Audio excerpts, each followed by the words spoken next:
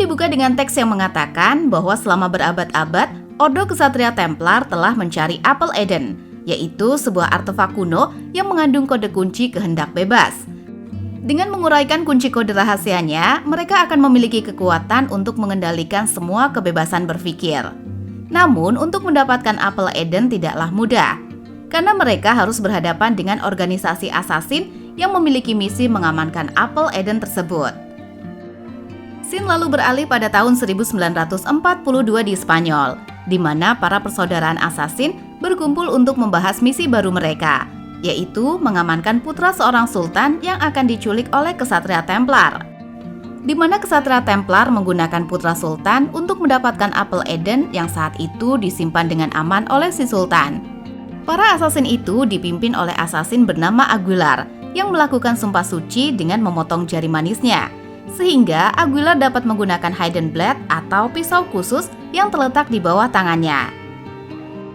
Scene kemudian berpindah, tepatnya tahun 1986 di California, di mana seorang anak kecil bernama Callum Lynch mengalami jatuh saat melakukan atraksi lompat sepeda.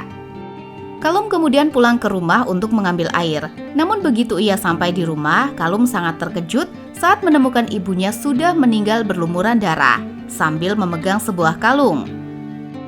Ternyata orang yang membunuh ibu Callum adalah ayah Callum sendiri bernama Joseph, yang merupakan seorang asasin. Di saat itu juga, rombongan Ksatria Templar modern datang untuk menangkap Joseph. Joseph pun meminta Callum untuk segera lari, sedangkan dirinya akan menghadapi para Templar tersebut. Selanjutnya, scene berpindah ke 30 tahun kemudian, di mana Callum kini tumbuh menjadi pria dewasa yang sedang menjalani hukuman penjara di Texas akibat kasus pembunuhan. Dan pada hari ini juga, Callum akan menjalani hukuman mati, yang artinya Callum pernah membunuh lebih dari satu orang. Callum kemudian dikeluarkan dari sel dan dibawa ke ruang eksekusi, di mana Callum ini akan disuntik mati menggunakan zat kimia. Eksekusi tersebut disaksikan beberapa orang penting, termasuk seorang ilmuwan wanita bernama Dr. Sofia Rikin. Setelah zat itu disuntikan ke tubuh Callum, Callum mulai merasakan pusing dan berakhir melihat seluruh masa hidupnya.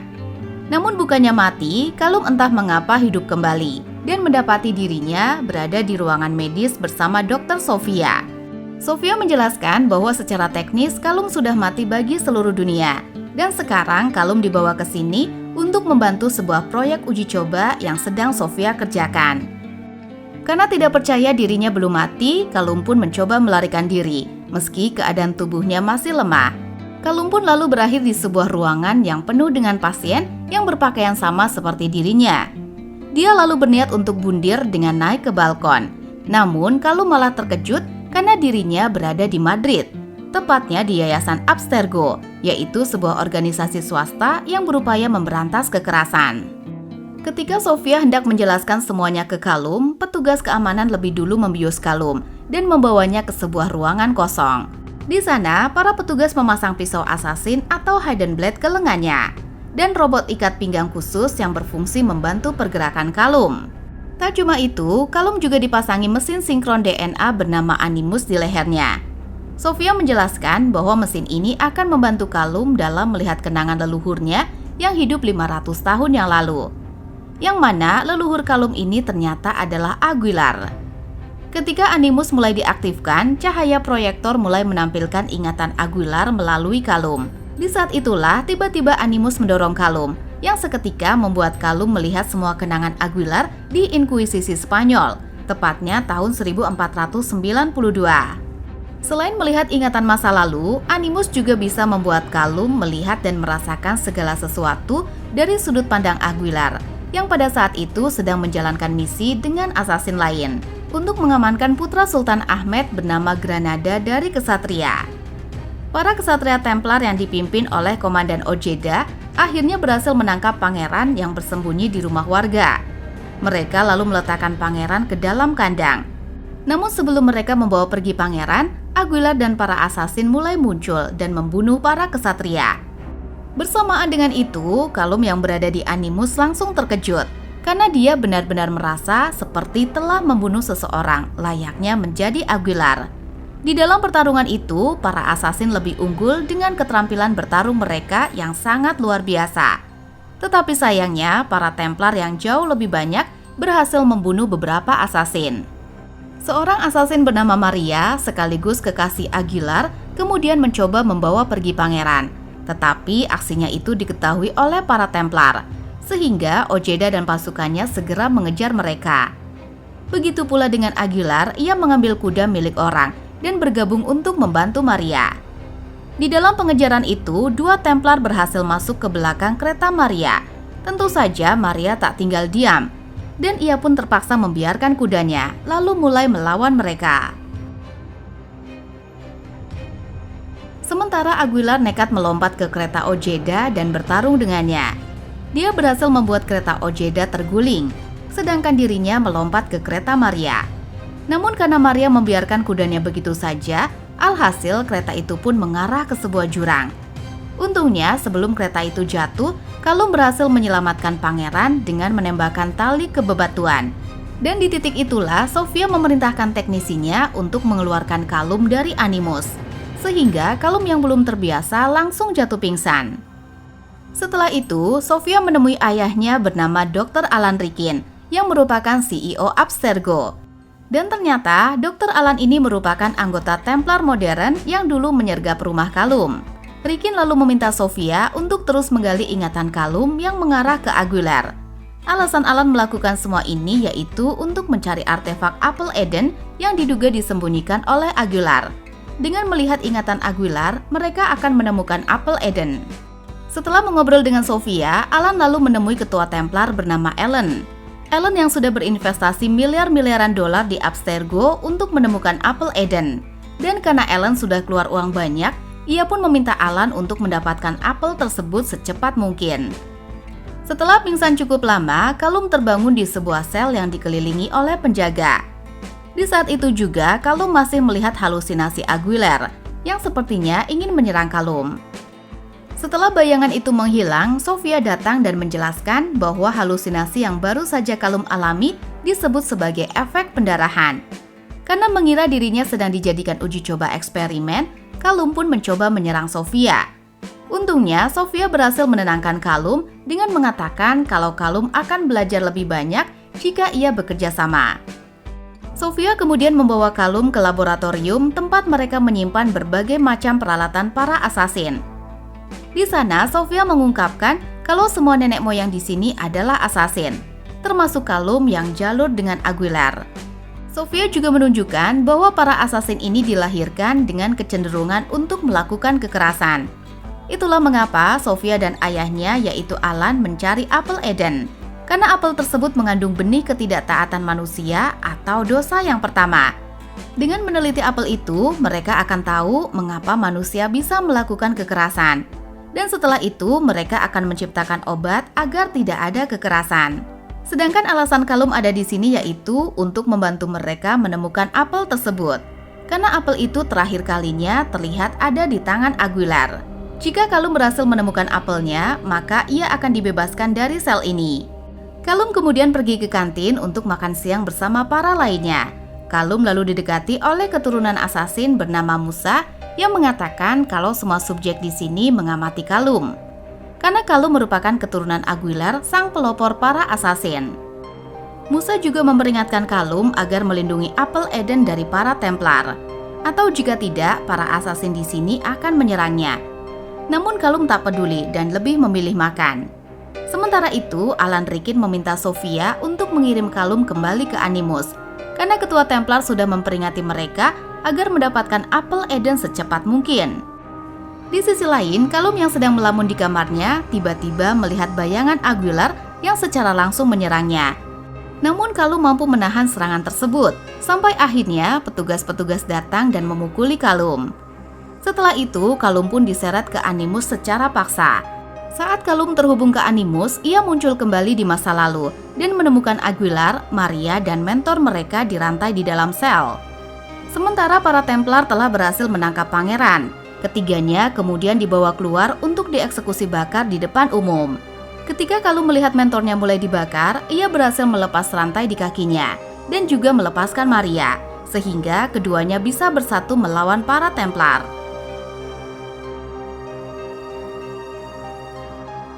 Namun karena Aguilar jatuh dari ketinggian yang sangat tinggi, kaki Callum pun langsung merasa sakit dan kejang-kejang. Setelah ditolong oleh medis, Callum kemudian ditenggelamkan di kolam khusus untuk pemulihan. Setelah pemulihan, Callum ditempatkan di kursi roda, di mana Sofia memberikan kalung milik ibu Callum yang entah mengapa ada di sini. Sofia pun mengungkapkan kalau Alan sengaja mengambil kalung itu saat menyelidiki kematian ibu Callum. Callum lalu kembali ke kamarnya, di mana Callum sudah tidak lagi merasakan sakit di bagian kakinya. Tak cuma itu, Callum juga berlatih gerakan Weller yang sudah ia pelajari melalui Animus, karena takut Callum akan menjadi assassin. Dr. Alan pun mengunjungi Callum untuk menjelaskan konsekuensi berat jika Callum tidak menemukan apelnya. Alan lalu membawa Callum ke sebuah ruangan khusus para subjek yang enggan terhubung ke Animus, di mana para subjek tersebut terlihat sakit serta mentalnya tidak stabil. Alan Rickyn lalu menunjukkan pedang assassin yang digunakan ayah Callum untuk membunuh ibunya, dan mengatakan bahwa selama ini Joseph ada di ruangan ini. Seketika Callum pun langsung emosi. Alan lalu meminta petugas untuk mengosongkan ruangan ini, sehingga Callum bisa meluapkan emosinya kepada sang bapak. Callum lalu mengambil pedang itu dan berjalan mendekati ayahnya yang sekarang sudah tua. Callum mengancam ayahnya dan menuntut jawaban mengapa Joseph membunuh istrinya. Joseph lalu mengatakan kalau ibu Callum juga seorang assassin keturunan Aguilar. Joseph juga mulai bercerita kalau pada masa itu Templar telah menemukan teknologi Animus yang berfungsi untuk menggali ingatan para leluhur assassin menggunakan keturunannya. Dan karena ibu Callum keturunan assassin Aguilar serta tak ingin apel jatuh ke tangan Templar, ibu Callum meminta Joseph untuk membunuhnya. Dan seharusnya Joseph ini juga membunuh Callum. Namun karena ia tak tega, Joseph pun meminta Callum untuk pergi dari para Templar. Setelah mendengar kejelasan dari sang ayah, Callum pun memutuskan untuk tidak membunuh ayahnya dan malah berniat menyelesaikan misinya dalam menemukan apel Eden. Mengetahui hal itu, para subjek tes lainnya pun mencoba menahan Callum, tetapi Callum berhasil mengalahkan pria itu dengan dibantu oleh para petugas. Callum lalu pergi ke Animus dengan sangat percaya diri, dan setelah terhubung, Callum langsung terhubung ke Aguilar yang sedang berada di atas istana Sultan Ahmed bersama Maria. Di sana, Maria menghadiahkan Aguilar kalung yang sama seperti kalung milik ibu Callum. Sementara itu di istana, pasukan Templar dan Ojeda mendatangi Sultan sambil membawa pangeran. Setelah bertemu Sultan, Templar meminta Sultan untuk menukarkan keselamatan pangeran dengan apel Eden. Karena tidak ingin putranya kenapa-napa, Sultan akhirnya mengambil apel Eden yang selama ini ia simpan. Setelah mendapatkan apel, seorang pendeta yang bekerja untuk para Templar mengatakan bahwa apel ini adalah milik mereka dan akan digunakan untuk mengendalikan dunia. Namun belum sempat mengartikan Templar, tiba-tiba bom asap jatuh di antara mereka. Kemudian disusul dengan serangan dari Aguilar dan Maria. Setelah membunuh sebagian pasukan Templar, Aguilar mencuri apel dari pendeta dan menyandranya. Tetapi pada saat yang sama, Ojeda juga menangkap Maria dan meminta Aguilar memberikan apelnya jika ingin Maria selamat. Maria lalu mengingatkan Aguilar bahwa assassin itu selalu mengutamakan misi. Dan di saat itulah Ojeda langsung menggores leher Maria. Melihat kekasihnya tewas, Aguilar pun menjadi murka. Ia melepaskan pendeta dan mulai bertarung melawan Ojeda. Dalam pertarungan itu, Ojeda berhasil mengalahkan Aguilar sebelum Ojeda mengakhiri hidup Aguilar. Maria yang sekarat berkata, "Pergilah." Dan dari situlah Aguilar segera meraih mesin panah, lalu menembakkan ke tubuh Ojeda. Aguilar kemudian mengeksekusi Ojeda dengan hidden blade-nya. Setelah membunuh Ojeda, Aguilar melarikan diri melalui atap. Namun ketika ia sampai di pintu gerbang, Aguilar terkepung oleh pasukan Templar. Menyadari apel Eden sangatlah penting, Aguilar pun nekat terjun ke jurang yang sangat dalam, kemudian melakukan pendaratan dengan keyakinan, di mana pendaratan tersebut membuat lengan Animus yang menopang Kalum patah karena saking kuatnya. Dan anehnya, Kalum sudah tidak lagi kejang-kejang. Bahkan terlihat sangat kuat seperti Aguilar meskipun Animus rusak. Untungnya, Sofia masih memiliki data ingatan Kalum dan Aguilar, sehingga ia pun bisa melacak kemana perginya Aguilar setelah terjun ke sungai. Dalam ingatan itu, Aguilar pergi ke pelabuhan dan bertemu dengan temannya yaitu Christopher Columbus. Di situ, Aguilar menyerahkan apelnya dan meminta Columbus untuk menyembunyikannya sampai ia mati. Dan dari situlah Sofia sadar bahwa selama ini apel Eden berada di makam Columbus yang terletak di Katedral Seville. Sementara itu, Mosa mencuri bom asap kuno dari lab dan meletakkannya di ruang rekreasi, di mana semua subjek mulai memukuli para penjaga termasuk Joseph. Namun karena sudah tua, Joseph pun tertikam dan meninggal. Beberapa subjek lalu berjalan melewati koridor dan lab sambil memukuli atau bahkan membunuh siapapun yang mencoba menghentikan mereka. Pada saat yang sama, Kalum dikelilingi oleh para hantu leluhur asasin, termasuk Aguilar dan Joseph. Mengetahui hantu itu bukanlah termasuk ingatan, Alan Rickyn pun meminta Sofia dan anak buahnya segera pergi dari lab. Di saat itu juga, Sofia tak sengaja melihat seorang asasin yang sangat mirip dengan dirinya. Tetapi sebelum Sofia mengamatinya lebih detail, anak buah Alan Rickyn datang dan menyeret Sofia. Tak lama kemudian, Kalum dikejutkan dengan munculnya bayangan ibunya yang menegaskan bahwa para Templar itu jahat. Sehingga kini Kalum pun akhirnya menerima takdirnya sebagai seorang asasin dan berniat untuk mengamankan apel Eden. Setelah para hantu menghilang, Kalum bergabung dengan para subjek keturunan asasin yang kini tinggal beberapa orang. Mereka lalu mengambil beberapa senjata asasin di lab dan kemudian mulai melawan para penjaga. Dalam pertarungan itu, salah satu asasin terbunuh, sedangkan Alan dan Sophie menaiki helikopter untuk melarikan diri. Melihat keduanya hendak kabur, Kalum pun mencoba mengejar mereka dengan memanjat mekanisme Animus untuk mencapai atas.